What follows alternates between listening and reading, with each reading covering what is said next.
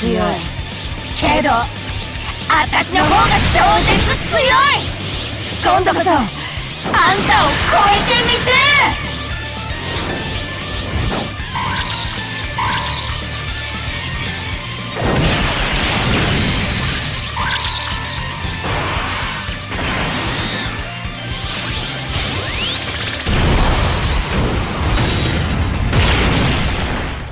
Hey, what is up guys? Flex Media here, bringing you yet another video on Dragon Ball Z Dokkan Battle, and it is good to be back for sure. And what a time to come back than when this Kefla or Kefla drops on the JP side of Dokkan. As you can see, we are here on the Homie Garesh's Twitter feed. As always, big, ginormous shout out to the Homie Garesh. Always doing great things for the community. We really appreciate it. I'm pretty sure he single-handedly got us to top grossing on global. So thanks, bud. But this is Kefla. So I would like to, we actually have quite a few units to go over here, but I do specifically want to go over her first. So this is going to be her, this is the TUR. And we are going to be summoning for, she's STR as you can see, but we are going to be summoning for a base form Kefla. She's going to then transform into Super Saiyan 1 Kefla, and then she's going to transform again into Super Saiyan 2 Kefla. Kefla, whatever you want to call her. I believe the correct pronunciation is Kefla. I know it sounds goofy, but that's just how it goes. So anyway, let's go over this card. This is Kefla, Limit Breaking Heights, and her leader skill is the Universe 6 category at Key 3 and 170 all the way around to stats. That is very strong, obviously. Universe 6 needed a new leader for sure, and then, as you guys know, one of the most powerful units in the game, Kale and Caulifla, yeah, they're on this category, so giving them 170 all the way around is never a bad thing, right? And then she also leads a new category called the Rapid Growth category at Key 3 and 150% to stats. So I will be curious to see who's on that category. I don't really have any real ideas. I mean, maybe you could say UI Goku, because after he, you know, essentially like, or it was thought that he got knocked out by Jiren, or he, you know, self-destructed, right? And then he did pretty rapidly grow into UI Goku. It would make sense that the new LR Goku, the UI Goku, would be on this category. I would definitely say all of the Universe 6 Saiyans will be on this category. I mean, they all went Super Saiyan 2 basically without even trying. So anyway, let's go over the rest of her cards. So it is going to change as she transforms. So her passive, What a Rush. So defense 100% and attack 100% when launching a super attack. So that is going to be on super. So remember that will give her so how do I want to say, like support units, like traditional support units, like a attack and defense. Let's just say 35%. God Toko, right? He is going to more greatly affect a unit that gets attack and defense on their super attack. Whereas LRB Pan, she's going to affect a unit with a higher start of turn buff. So she's going to affect them more. But anyway, so it's good. She's going to be able to hit very hard. Defense and attack 100% when launching a super attack. She's going to get an additional 50% attack and a high chance to evade enemies' attack when collecting 6 or more key spheres. Okay. So definitely bringing the other Kefla is going to be a really good idea for you, because key changer, right? Transform when conditions are met. Her transformation conditions are very good, starting from the 3rd turn from the start of battle. Yeah, that's definitely what you want. That is the best possible transformation that we've seen so far. You can have an instant transformation with the AGL Bardock if there's a Wicked Bloodline enemy, but that's obviously a very specific situation. But her links, Saiyan Warrior Race, Battlefield Divas, Fused Fighter, Power Bestowed by God, Warriors of Universe 6, Tournament of Power, and Fierce Battle. So not a ton of attack links there, but, you know, not a big deal. She's going to be just fine for key between Fused Fighter and Tournament of Power, Warriors of Universe 6. Yeah, she's never, ever going to struggle to super attack. In her category, she's on a ton of them. Rapid Growth, Universe 6, Peppy Gals, Universal Survival Saga, Potara, Full Power, Transformation Boost, Super Saiyan 2, and Last Resort. Is that 10 teams? Wow, man, that's a lot. That's good. That makes her a really valuable unit, right? She then transforms into Super Saiyan Kefla. And this is, again, after 3 turns from the start of battle.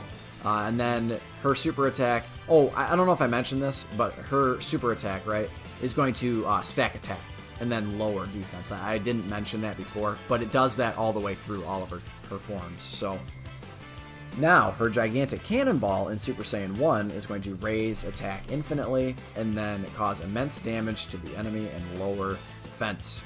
Quote, taste my power. Passive, I'm going to give it everything I've got. Defense 150% and attack 150% when launching a super attack, so a big jump right there. That's huge.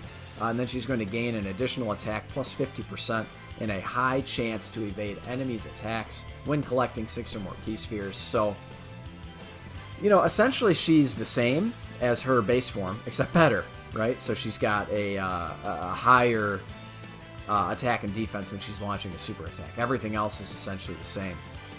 So I do like this idea of her being able to evade enemies' attacks when she collects 6 or more key spheres. So remember, a high chance is 50%, so it makes her not completely useless in the first slot before she supers. So assuming you can get her 6 or more key spheres. But ideally, I think you're going to want to run her in the second slot. So her links, Saiyan Warrior Race becomes Super Saiyan. That's good, because Saiyan Warrior Race is trash. So, yeah, Super Saiyan will at least, it's one of the most popular attack links in the game, and she's going to be able to activate it on essentially any team she's on, right? So, anyway, so she is going to transform upon entering the next turn, so that would be the 5th turn, when HP is 60% or above. That's not terrible. Now, obviously, that could potentially be annoying in something like Super Battle Road, but Super Battle Road is not frequently going to 5 turns. So sometimes it will. I'd say you'll get it a decent amount, but not every single stage are you going to get 5 turns. It's going to depend on what your box looks like, of course. So, but when she transforms into Super Saiyan 2, she is going to use her super attack is the Gigantic Breaker. And that is going to raise attack, cause immense damage to the enemy, and lower defense. So that's good, right? You know, lowering defense isn't a big deal, but stacking attack, dude, I'm telling you, she's going to be hitting very hard. Very hard. So I'm number 1. She's going to give herself 2 key, attack and defense 160% when launching a super attack, and then a high chance to evade enemies' attacks. Now that would then be unconditional, right? Assuming you can get her to Super Saiyan 2. Now she just straight up has a 50% chance to dodge, so you don't have to get her 6 key spheres. But she is going to perform an additional super attack when you collect 6 or more key spheres. So I think it's going to be a really good idea, no matter what team you're running around, to have her linked up with the OG Super Saiyan 2 Kefla. You know, having an orb changer. I'm trying to think of on her teams. I guess Kaba is also an orb changer. Oh boy. Wow, that's going to be a sick rotation too. Holy shit. Yeah, that's going to be a good one. Yeah, definitely get her next to Kaba. Remember that Kaba, he is an orb changer, right? Now, he does benefit from getting orbs, but he does get a 9-turn stack of his attack and defense, so if you don't get him 100 orbs right off the bat, it's not a big deal. Just make sure he's getting super attacks. So that's going to work out really well. Her links do not change. Now, she also does have an active skill. The conditions, able to be activated when there is a Pure Saiyans or Universal Survival Saga enemy. Oh man, that sucks. Okay. I mean, it's not a big deal. Pure Saiyans is quite common. Universal Survival Saga is, you know, decently common. I don't know, though. I don't like that. I wish you could just get it as soon as she transforms. I guess, realistically, you can. On her teams, I mean, I guess, let's see. So, like, I'm trying to think of the Super Battle Roads you can run her in. Universal Survival Saga, Patara, Full Power Transformation Boost. That's it, right? Yeah. Oh, Peppy Gals. So I guess there are a fair amount of Pure Saiyans in those stages. But Universal Survival Saga, the only one you're going to run into is, of course, the Universal Survival Saga stage. So that's annoying. So what is she going to do? She's going to change Fizz to STR and attacks effective against all types. So that's obviously very strong. So as you guys can see, she's going to essentially be a very, very hard hitter. That's what she's going to be. And then if you can get her key spheres, she's going to be able to be good defensively as well. So being able to dodge and such. So I believe the rest of the thread has the rest of the cards here. So yeah, here we go. Now, the Tech Caulifla, we can go ahead and move on. She's really good, right? So the Tech Caulifla just got a Dokkan Awakening, so that's very, very exciting. I think that is no surprise, right?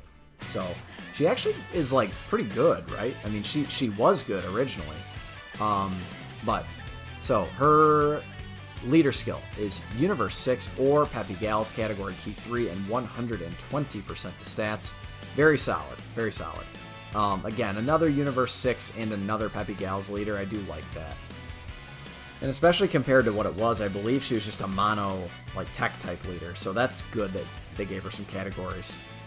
Energy Blast is her super attack, and she's going to infinitely stack attack and defense and lower defense. So another one of these units that's going to do multiple things on their super attack. So this ability to infinitely stack attack and defense is sweet, right? You gotta love it. And she's not going to have the craziest stats. I think she'll be sitting at right about, I don't know, 13, 13.5 in terms of her attack stats. So she'll be able to do all right. And then, of course, she's going to keep that unconditional dodge against Universal Survival Saga and Pure Saiyan's enemies, which is just sick, right? But let's go over the rest of her passive. Attack and defense, 80%. Chance to evade enemy attacks, 8% per Universe 6 or Peppy Gals category ally. Okay. So that's not too hard to get. And then we just went over evade enemy attacks when there's a Universal Survival Saga or Pure Saiyan's category enemy. Perform an additional attack which has a medium chance of becoming a super attack if there is an ally attacking in the same turn whose name includes Kale. Now what does this mean? This means LR Kale and Caulifla, right? That's what that means. Or of course this STR Kale that we will go over, or any Kale, right? So that's really, really good. There, of course, there's the World Tournament Kale. There's obviously the summonable STR Kale, as I just mentioned. There's a free-to-play Int Kale, so any of those will work. Links, Saiyan Lineage, Saiyan Warrior Race, Battlefield Divas, Prodigies, Warriors of Universe 6, TOP, and Fierce Battle. And then categories are, as you would expect, Universal Survival Saga, Universe 6, Pure Saiyans, Peppy Gals, and then Rapid Growth. Okay, so yeah, all of these Universe 6 Saiyans are definitely going to be on there. So here we go. Let's go over Kale. Kale's going to be good as well. You know, she's going to get 100 additional attacks, which is really nice. So her leader skill is Pure Saiyans. Ooh, Pure Saiyans. I like that.